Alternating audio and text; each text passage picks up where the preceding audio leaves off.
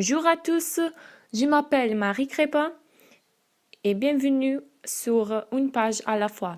Née dans la région lyonnaise Sainte-Foy-le-Lyon, en Rhône, d'un père d'origine alsacienne, le 28 mars 1960, Éric Emmanuel Schmitt est un dramaturge, nouvelliste, romancier, réalisateur et acteur franco-belge, traduit en 4-6 langues et joué dans plus de 50 pays.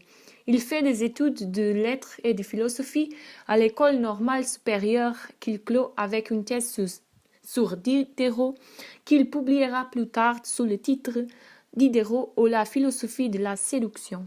Il enseigne durant quelques années jusqu'à ce que son succès au théâtre lui permette de se consacrer pleinement à l'écriture.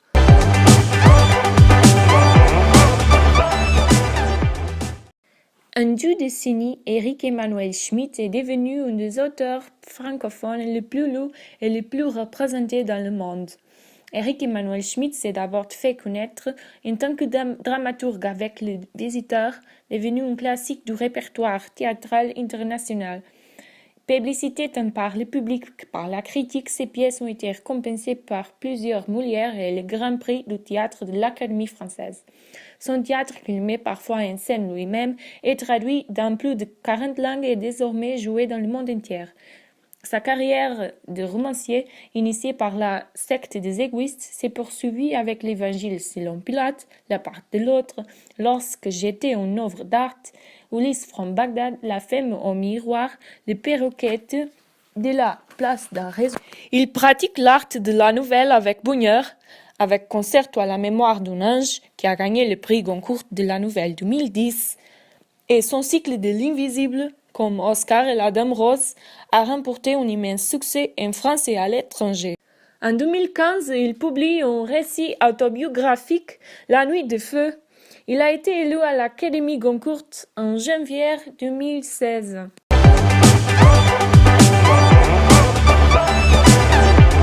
Dans Ulysse from Bagdad, l'auteur livre une épopée picaresque de notre temps. Dans l'œuvre en question, Saad est une jeune Irakienne dont l'enfance a été marquée par le dévouement de maîtres absolus tels que le gouverneur Saddam Hussein et dont l'adolescence a été marquée par sa conscience politique qui les abhorrait. Il étudie le droit à l'université et est amoureuse de Leila qu'il connaissait là-bas. Sa famille est joyeuse et hystérique, comme il le décrit lui-même. Ses sœurs suivent la tradition des mariages précoces et leurs mariages sont financés par la vente de meubles et de livres censurés par le régime que le père de Saad garde dans une bibliothèque clandestine avec des auteurs tels que Marquis de Sade, Bossuet et Agatha Christie. Il l'appelle ma Babel de poche. Jusqu'à ce que l'embargo commence et que l'Irak soit dévasté. Les bombes et les hommes suicidaires sont une constante et Leila devient fiancée à un ami de Saad, mais tous deux confessent leur amour mutuel. Il espère que la guerre avec les Américains disparaîtra et que Saddam Hussein sera finalement destitué. Il dit, confus, partisan de Saddam opposant, que l'Irak achève le combat, victorieux ou vaincu, on s'accorde à penser que seule la guerre mettra fin à l'embargo. Et lorsque cela se produit, tout empire, son père meurt et Saad est obligé de fuir le pays visant l'Angleterre. Il expérience le chaos, la privation, la faim, la guerre, la mort. Après avoir survécu à un attentat suicide, il assiste à l'agonie de plusieurs de ses proches suite à la pénurie de médecins et de médicaments. Saad se voit encouragé au départ par sa mère qui lui assure qu'il serait plus utile à l'étranger car il pourrait envoyer de l'argent à sa famille. Saad désire tout recommencer parce que lui n'a pas eu la chance de tirer un bon numéro à la loterie de naissance. Le voyage de Saad passe par l'Égypte, Caire, l'Italie, Sicile et Naples, France, Alsace, Charny-sur-Meuse et finalement l'Angleterre. Il se heurte à un certain nombre de difficultés telles que le travail sale, pour obtenir de l'argent pour le prochain voyage clandestin, l'intention de l'ONU de le répatrier, la détention par des agents de douane qui ont l'intention de l'emmener dans un centre de rétention, le manque d'hygiène et les conditions de survie extrêmes, les images effrayantes de convives morts et l'absence de Leila qu'il croit qu'elle est décédée dans un attentat à la bombe à Bagdad. Il se fait de nouveaux amis au cours de ses voyages tels que Boubacar, Amine, Léopold, Max, Pauline et le docteur Schwelchar. Il vit même avec Victoria, qui connaît en Italie et pour qui il ressent un attrait immédiat jusqu'à ce qu'en France il revive une réunion très émouvante avec Leila. Celui-ci est arrêté par la police et Saad, dévasté, part vers l'Angleterre avec l'aide du docteur Schwelchar. La charité des villageois l'octroie quelques euros. Il est dessous de Londres car il a idéalisé l'Angleterre décrite par Agatha Christie. Il a dit « L'Angleterre est mon rêve ». La faute à Agatha Christie, sans doute. Et celle qu'il voit est une babel de langues, comme l'appelle son père, plus semblable à celui décrit par Dickens. Il rêve de finir ses études et d'épouser Leila après avoir une fausse carte de séjour faite par Amine, ce qui lui permettra de dégoûter un travail officiel. Le livre se termine par quelques dernières comparaisons entre Saad et Ulysse.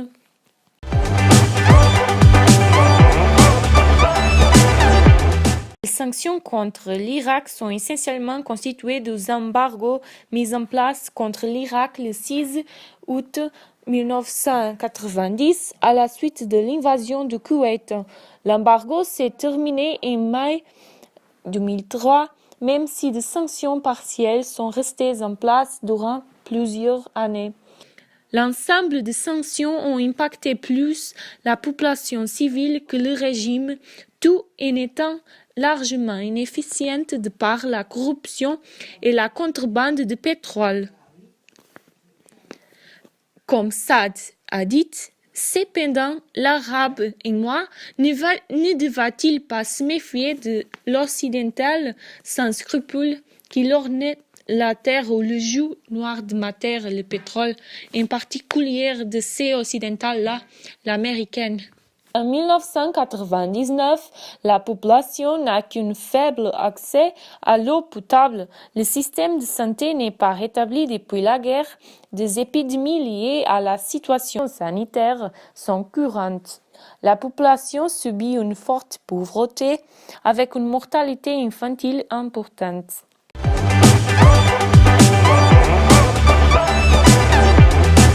L'invasion américaine de 2003 a renforcé les divisions sectaires et ethniques ainsi que la domination du parti islamique. Ni les responsables américains ni les nouveaux gouvernants irakiens n'ont voulu imposer le principe d'égalité fondamentale entre hommes et femmes. Le mariage forcé à l'âge de 18 ans est courant et c'est une nécessité pour les besoins économiques, le contrôle social et la protection mutuelle au sein de la famille. Les femmes ne sont plus vues que dans leur fonction reproductrice au service de la famille et dans la subordination aux hommes. En plus, le pays détient la 12e plus grande réserve de pétrole de la planète, mais l'industrie pétrolière a été ruinée pendant la guerre.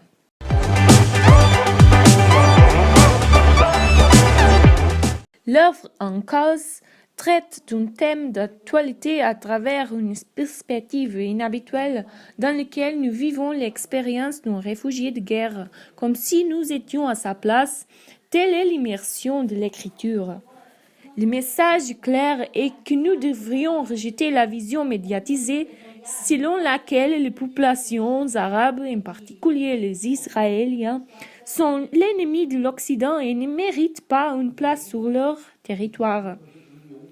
Car la population n'a rien à voir avec ses dirigeants et malheureusement, c'est celle qui souffre toujours au détriment d'eux. Leur situation est terrible et ne peut être ni subjuguée ni ignorée, car nous sommes tous humains et nous devrions tous nous soutenir mutuellement. Sans préjugés et sans définir des critères fondés sur des frontières et des barrières culturelles qui définissent le concept proclamé de liberté, égalité, fraternité. Selon Sade, cette devise nationale de la France est une pure hypocrisie.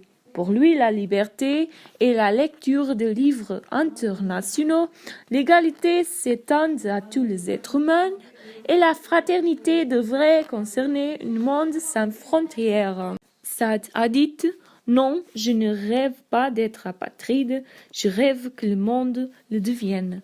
Je rêve que le nous que je prononcerai un jour soit la communauté des hommes intelligents qui cherchent la paix. Pour établir une fratrie, il faut décider qui en fait partie, qui n'en fait partie. Il faut tracer des limites. Dès que tu es fraternité, tu contredis égalité. De deux termes s'annulent. Il y a de nombreuses références à Babel par le père de Sade qui indiquent son érudition basée sur l'universalité des principes se rapportant au multiculturalisme, à la confusion, aux frictions entre différentes cultures. Il appelait sa bibliothèque clandestine ma Babel de poche, tant il lui apparaissait en plus exigu reproduire la tour babylonienne où se rendant autrefois les curieuses du monde entier, pèlerins dévisant en de multiples langues.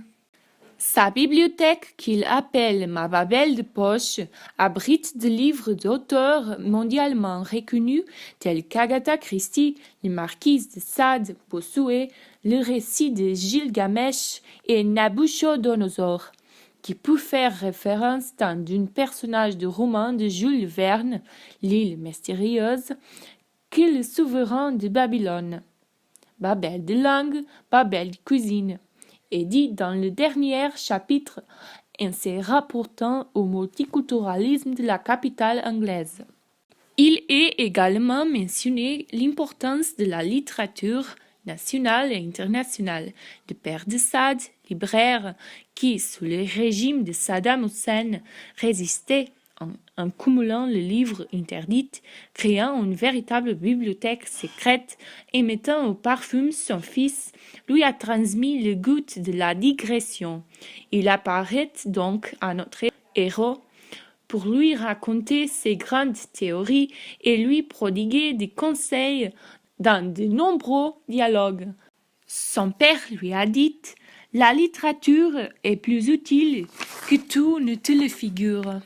Et Sade a dit « J'attrape le goût de la lecture ou de la liberté, ce qui s'équivaut ». Finalement, l'amour naturel entre Sade et Leila est également transversal aux lois en vigueur en Irak qui forcent les relations amoureuses.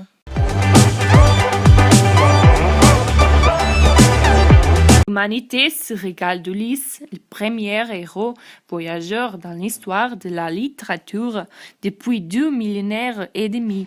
Tel comme l'Odyssée, qui relate le destin d'un homme et est pourtant une épopée solitaire, Sade vivre une aventure solitaire.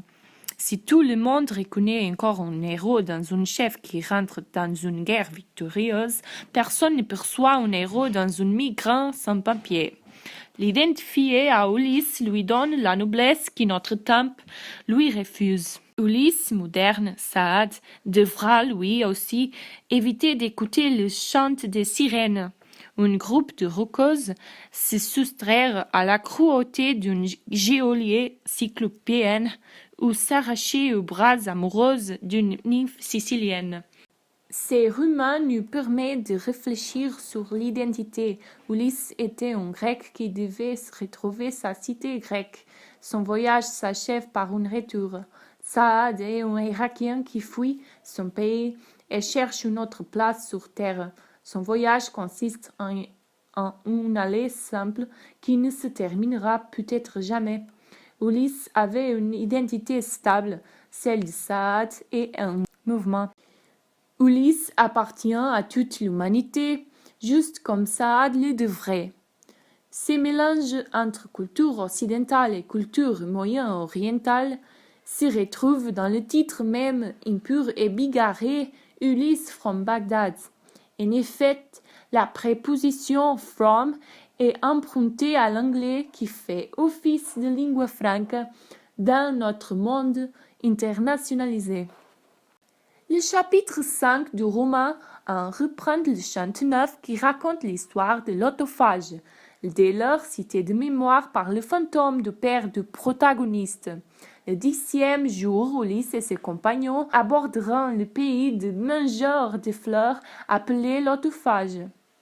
Cette figure est transposée dans le roman sous la présence de deux opiomanes, Athan et Habib, incapables de conduire les camions chargés de fausses statues jusqu'au Caire. L'opium constitue pour Saad, ainsi que pour Ulysse, le lotus, la tentation et le danger. L'écrivain reprend également le passage de Circé, celui de Cyrène, celui du Cyclope, le passage de Charybde et Scylla, l'idylle du héros grec avec Calypso, alias Victoria, qui ayant trouvé Saad nu sur la plage. Tel Nausicaa, découvrant Ulysse nu entre le roseau, décide de le surnommer Ulysse, et le Zéros de Schmitt approuve sa nouvelle identité avec des involteurs. Ulysse, ça me va, il a dit. Saad, le héros, s'éloigne de sa patrie, non pour partir en guerre, mais au contraire pour fuir la guerre, non pour une quête héroïque comme celle qui conduira Ulysse à Troie afin de sauver l'honneur des Grecs, mais pour échapper à un régime dictatorial et à s'inventer un avenir en Grande-Bretagne, démocratie occidentale qui a donné le jour à Agatha Christie, à qui lui et sa petite amie Leila vu une admiration sans borne. Comme Leila lui a dit, rien ne me tranquillise autant que la lecture d'un de ses romans. C'est rassurant. Quoi de plus épaisant qu'un monde où il n'y a que des crimes domestiques raffinés, artistiquement mis en scène par des criminels intelligents usant de poisons sophistiqués. Pour nous ici qui vivons dans un univers de brutes où la force domine, c'est délicieux, d'un exotisme enchanteur. Le rôle de Leila se démarque de celui de Pénélope puisqu'elle est déclarée morte sous les bombes au début du roman et qu'elle constitue une des raisons principales du départ de Saad d'Irak.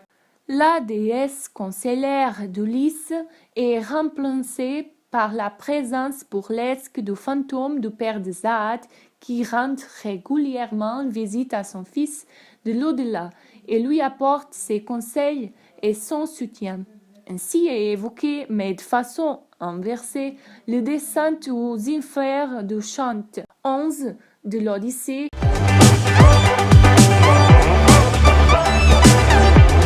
J'ai appris que la peur plus grande, c'est de ne faire pas part d'aucune culture, de n'avoir de race, quand, au fond, nous ne sommes qu'une mixture de races parce que le monde est en constant changement. Citant Saad, l'homme lutte contre la peur, mais cette peur n'est pas celle de la mort, c'est la peur de n'être rien. Le sujet du livre, c'est le bouleversement, la complexité de nos identités. Saad, les héros, est à la fois musulmane, irakienne, libérale et pacifiste. Il est un composite de plusieurs pôles identitaires qui peuvent chacun provoquer des réactions différentes dans les situations dans lesquelles il se trouve plongé. Le roman se termine sur une note résolument optimiste, l'espoir. Comme Saad a dit, j'y prononce enfin ce nom qui était le mien et me définissait, l'espoir.